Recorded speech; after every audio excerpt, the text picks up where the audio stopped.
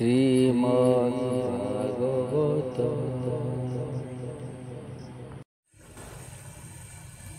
ପ୍ରଥମ ସ୍କନ୍ଦ ଦ୍ୱିତୀୟ ଅଧ୍ୟାୟ। ବ୍ୟାସ ଉବାଚ ମୁନିଙ୍କ ପ୍ରଶ୍ନ କର୍ଣ୍ଣେ ଶୁଣି ହରଷେ ମନେ ମନେ ଗୁଣି ପରମ ପ୍ରୀତି ବାକ୍ୟ ପାଇ ଗୁରୁଙ୍କୁ ମନେ ମନେ ଧ୍ୟାଇ ଜୀବର ହିତେ କୃତ୍ୟ ହସି କହନ୍ତି ମୁନି ସୁତ। ସୁତ ଉବାଚ ଯେଶୁ ଏକାନ୍ତ ଗମନ କରିଣ ଦେହ କଲେ ଶୂନ୍ୟ ପୁତ୍ରର ସ୍ନେହ ମନେ ଧରି ବ୍ୟାସ ଡାକନ୍ତି ଉଚ୍ଚ କରି ପିତାର ସ୍ନେହ ରକ୍ଷା ଅର୍ଥେ ଉତ୍ତର ଦେଲେ ବୃକ୍ଷ ପଥେ ତାହାଙ୍କୁ ମୋର ନମସ୍କାର ଯେ ହୃଦ ସର୍ବ ପ୍ରାଣୀଙ୍କର ଜୀବର ପରିତ୍ରାଣ ଅର୍ଥେ କରୁଣା ବହି ହେତୁ ଚିତେ ଅଖିଳ ବେଦର ଯେ ସାର ଯେ ଅନୁଭବ ଆପଣାର କହିଲେ ପୁରାଣର ସାର ତାହାଙ୍କୁ ମୋର ନମସ୍କାର।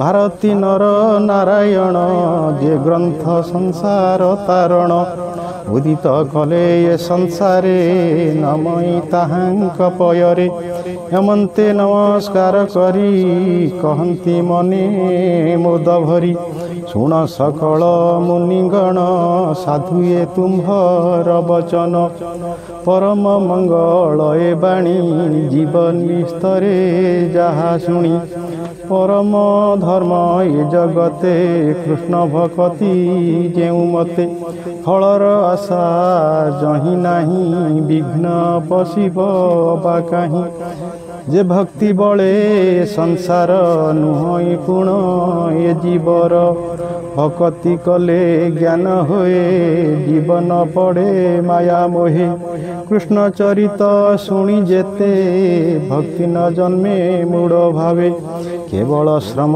ତାହାଙ୍କର କାହୁଁ ତରିବେ ତମ ଘୋର ଯେ କର୍ମ ଫଳ ମୋକ୍ଷ ହୁଏ ତା ପ୍ରୟୋଜନ ଅର୍ଥ ନୁହେଁ ଧର୍ମେ ଅରଜି ଯେ ବାଧନ ଭୋଗ ନୁହେଁ ତା ପ୍ରୟୋଜନ ଇନ୍ଦ୍ରିୟ ପ୍ରିୟ ଭୋଗ ଯେତେ ଲୋଭେ ଭ୍ରମାନ୍ତି କାମ ଅର୍ଥେ ଯାବତ ଜୀବନ ଧରଇ କାମ ଭୋଗରେ ସୁଖ କାହିଁ ଜୀବର ତତ୍ତ୍ୱ ଜାଣିବାର କେବଳ ପରମାର୍ଥ ସାର ତତ୍ତ୍ୱ ବିଚାରି ଜ୍ଞାନୀ ଯେତେ ଜ୍ଞାନ କହନ୍ତି ଏ ଜଗତେ କେହୁ କହନ୍ତି ବ୍ରହ୍ମ ତତ୍ତ୍ୱ କେହ ବା ବୋଲେ ପରମାତ୍ମ କେହୁ ବୋଲନ୍ତି ଭଗବାନ ନିର୍ମଳ ଅଦ୍ବୟ ଯେ ଜ୍ଞାନ ଏଭାବେ ଶ୍ରଦ୍ଧା ଯେ ବହନ୍ତି ଜ୍ଞାନ ବୈରାଗ୍ୟ ଆଚରନ୍ତି କରନ୍ତି ବିଷ୍ଣୁରେ ଭକତି ଆତ୍ମାରେ ଆତ୍ମାକୁ ଦେଖନ୍ତି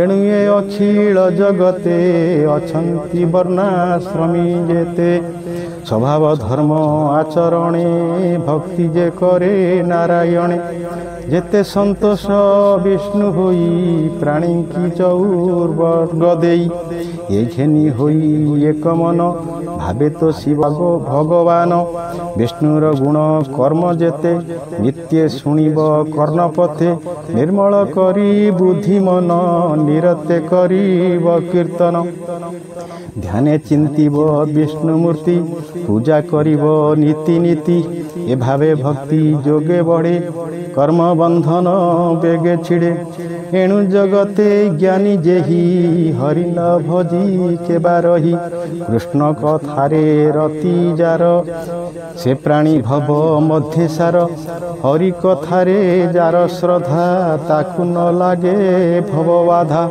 ପୁଣ୍ୟ ତୀର୍ଥକୁ ଆଶ୍ରୟ କଲେ ସେ ତୀର୍ଥେ ସାଧୁ ସଙ୍ଗ ମିଳେ ଭକତ ସଙ୍ଗେ ଯେତେ ମିଶେ ତେବେ ସେ ହରି ରସେ ରସେ କୃଷ୍ଣର କଥା ଯେ ଶୁଣନ୍ତି ବଦନେ ମହିମା ଗୁଣନ୍ତି ତାହାଙ୍କ ହୃଦେ ହରି ବସେ ସକଳ କଳ୍ମଷ ବିନାଶେ ସେ ପୁଣ୍ୟ ଶ୍ରବଣ କୀର୍ତ୍ତନ ଦେବେ କହନ୍ତି ମୁନିଜନ ସାଧୁଜନଙ୍କ ମିତ୍ର ହରି ଏଣୁ ଭକତଙ୍କୁ ଆବୋରି ହେଳେ ତାର ଇ ଭବ ସିନ୍ଧୁ ଜଣୁ ଭକତ ଜନବନ୍ଧୁ ଭକତ ଜନ ସେବା ଫଳେ ଦହନ ହୁଅନ୍ତି ଅମଙ୍ଗଳେ। ତେବେ ସେ ଗୋବିନ୍ଦ ବିଷୟେ ଭକ୍ତି ଉପୂଜେ ନର ଦେହେ। ସ୍ୱଭାବେ ରଜ ତମ ଦୁଇ କାମ ଲୋଭାଦି ଯେତେ ଥାଇ ଚିତୁ ବାହାର ହୋଇଯାନ୍ତି ସାତ୍ୱିକ ଭାବ ଆବରନ୍ତି। ଏହି ପ୍ରକାରେ ଯେତେ ମନ ହୋଇବ ନିର୍ମଳ ପ୍ରସନ୍ନ ତେବେ ସେ ଭକ୍ତି ଯୋଗ ବଳେ ବିଷ୍ଣୁ ଭକତ ସଙ୍ଗ ମେଳେ। ନିର୍ମଳ ଜ୍ଞାନ ପ୍ରକାଶଇ ଜନ୍ମ ମରଣ ଆଉ କାହିଁ ଅଶେଷ ଜନ୍ମ ଗ୍ରନ୍ଥି ବନ୍ଧ ଏଣେ ଛିଣ୍ଡଇ ସର୍ବଦ୍ୱନ୍ଦ ସର୍ବସଂଶୟ ତୁଲ୍ୟ କର୍ମ ତୁଟଇ ବିଶ୍ଵ ମାୟା ଭ୍ରମ। ଆତ୍ମାରେ ଆତ୍ମାକୁ ଦେଖନ୍ତି ଜନ୍ମ ମରଣେ ନାହିଁ ଭୀତି। ଏଣୁ ପଣ୍ଡିତ ଜନ ଯେତେ ଆନନ୍ଦେ ଭକ୍ତି ଯୋଗ ମତେ। ହରି ବିଷୟ ଦୃଢ଼ ଚିତେ ନିତ୍ୟ ଚିନ୍ତନ୍ତି ଆତ୍ମହିତେ। ବିଷ୍ଣୁର ମାୟାରୁ ସମ୍ଭୂତ ଇ ପ୍ରକୃତି ଜନମାତ। ଯେ ତତ୍ଵ ରଜ ତମ ଗୁଣ ସୃଷ୍ଟି ପାଳନ ସଂହାରଣ। ଅନାଦି ପରମ ପୁରୁଷ ଏ ତିନି ଗୁଣେ ସେ ପ୍ରକାଶ। ସୃଷ୍ଟି ଉଦୟେ ବ୍ରହ୍ମା ହୋଇ ପାଳନେ ବିଷ୍ଣୁ ସେ ବୋଲାଇ। ସଂହାର କାଳେ ରୁଦ୍ର ରୂପେ ସୁଖେ ବିହରେ ମୋହ କଳ୍ପେ। ସେ ଶୁଦ୍ଧ ତତ୍ଵ ବିଷ୍ଣୁ ଦେହେ ଜନ୍ତୁକ ଶ୍ରେୟ ଗୁଣ ବହେ। କାଷ୍ଠ ସଂଯୋଗେ ଧୂମ ଜାତ ଧୂମରୁ ଅନଳ ସମ୍ଭୂତ। ତ୍ରୟୀ ବିଭାଗ ଏ ପ୍ରମାଣ ତାମସ ରଜ ସତ୍ୱଗୁଣ। ଏଭାବେ ବ୍ରହ୍ମ ପରିମାଣି ଭବସାଗରୁ ତରେ ପ୍ରାଣୀ। ନିର୍ମଳ ଚେତା ମୁନି ଯେତେ ବିଚାର କରି ଆତ୍ମା ହିତେ। ବିଷ୍ଣୁ ବିଶୁଦ୍ଧ ସତ୍ଵ ଜାଣି ଭଜିଲେ ମୋକ୍ଷ ପରିମାଣି।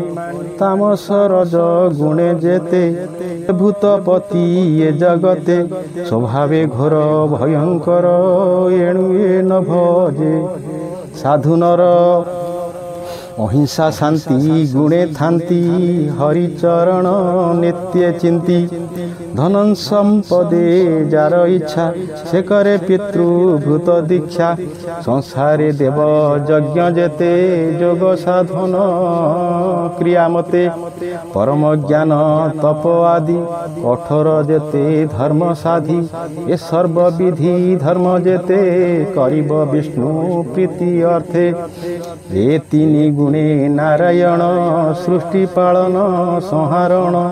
ଏ ରୂପେ ଆତ୍ମ ମାୟା କରି ବିଶ୍ଵ ସଂସାରେ ସେ ବିହରି। ସ୍ୱଭାବେ ନିର୍ଗୁଣ ମୁରାରି ଖେଳଇ ତ୍ରିଗୁଣ ଆବୁରି। ସକଳ ଜୀବ ମଧ୍ୟେ ଥାଇ ଅଜ୍ଞାନେ ଜୀବ ନ ଜାଣଇ। ଅଶେଷ ମହିମା ଯେ ଧରେ କିବା ଉପମା ଦେବେ ତାରେ।